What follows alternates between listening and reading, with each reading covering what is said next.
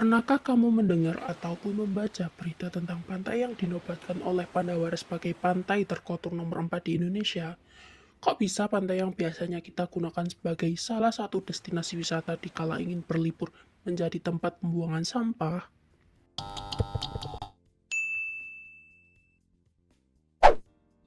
Ternyata sebagian besar dari sampah di sana adalah limbah tekstil loh. Apa itu limbah tekstil?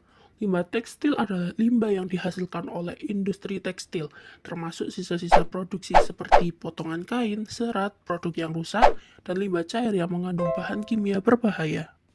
Limbah tekstil juga dapat berasal dari konsumen yang membuang pakaian atau tekstil yang sudah tidak terpakai lagi.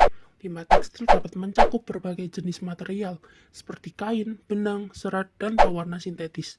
Limbah tekstil menjadi salah satu penyumbang kerusakan lingkungan yang signifikan karena penggunaan bahan kimia yang berbahaya dan penggunaan sumber daya alam yang besar dalam proses produksinya.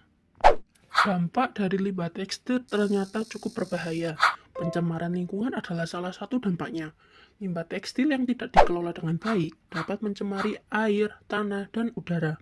Bahan kimia yang berbahaya terkandung dalam limbah tekstil dapat merusak ekosistem dan mengancam kehidupan hewan dan tumbuhan.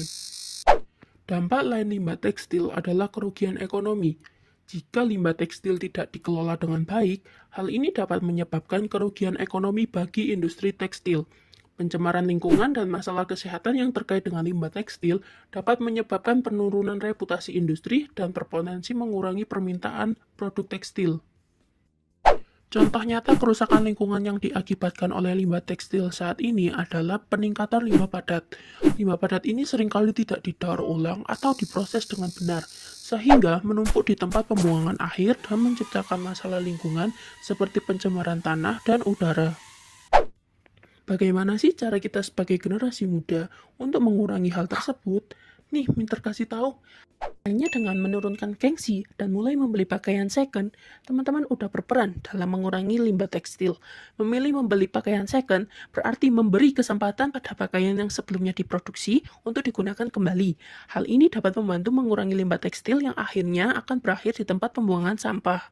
Eits, jangan kira tidak ada keuntungannya, justru dapat banyak keuntungan loh. Apa aja tuh? Yuk kita bahas. Yang pertama adalah hemat biaya. Pakaian second umumnya dijual dengan harga yang lebih terjangkau dibandingkan dengan pakaian baru. Dengan membeli pakaian second, kamu dapat menghemat uang dan tetap tampil stylish. Kedua, pilihan yang unik. Biasanya, dalam toko pakaian second, kamu dapat menemukan pakaian dengan desain unik. Hal ini membuat kamu bisa mengekspresikan gaya pribadi yang lebih berbeda dan menciptakan penampilan yang unik. Yang ketiga adalah mendukung lingkungan. Dengan membeli pakaian second, kamu membantu mengurangi permintaan terhadap produksi pakaian baru. Hal ini membantu mengurangi dampak negatif terhadap lingkungan dari industri tekstil yang seringkali membuang banyak limbah dan menggunakan sumber daya alam yang berlebihan. Keempat adalah mendukung perekonomian lokal. Dengan membeli pakaian second dari toko-toko lokal, kamu juga dapat membantu mendukung perekonomian lokal dan memberikan manfaat secara langsung bagi masyarakat sekitar. Jadi, selain mendapatkan keuntungan finansial, membeli pakaian second juga dapat memberikan keuntungan lain yang lebih luas. Namun, penting juga untuk memperhatikan agar pakaian second yang dibeli dalam kondisi baik dan layak pakai. Selain itu, memperpanjang masa pakai pakaian dengan merawatnya dengan baik juga merupakan langkah penting dalam menjaga alam. Video kali ini cukup sampai di sini ya. Nantikan ternyata dengan fakta-fakta menarik lainnya. See you on the next video.